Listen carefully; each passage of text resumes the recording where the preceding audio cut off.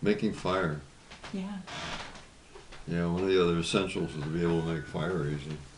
And it's possible um, to make a fire, what we call friction fire, with spinning a drill in down into another board, or rubbing one back and forth fast enough to where it makes fine shavings, and then those fine shavings get hot enough to where they actually start to smolder, and then you can blow that into a fire.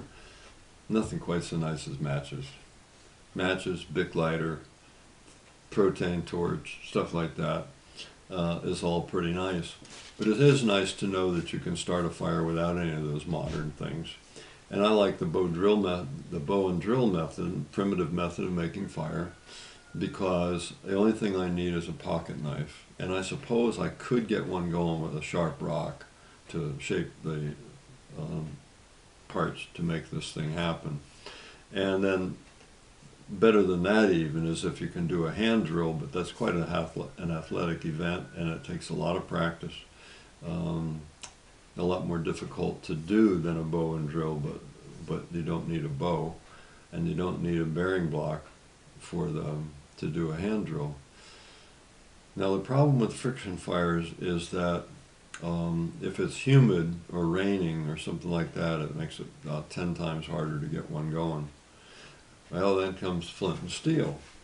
So if you have some steel that's just the right temper, and you hold a piece of flint that has a sharp edge on it, and you flick it against that flint, it shaves off a tiny piece of steel, which is red hot, and then if you're lucky enough, it drops onto a piece of charred cloth or a certain type of mushroom and will start to burn.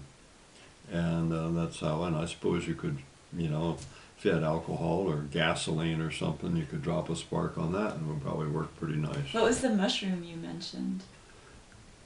The mushroom, I have not yet perfected that mushroom. But, and then there's also paper birch, I think it's called, will also catch a spark. I've used mostly charred cotton cloth is one that I use the most. But that mushroom, I haven't quite perfected that yet. Tom Wax has told me about it and showed me and everything, and I think it's called chaga or something similar to that. But you take fine shavings of that thing and it'll catch a spark and burn that mushroom. And that mushroom was what the primitive people used all the time. And it's a mushroom that grows off of wood out the side of a dead tree or something. Yeah.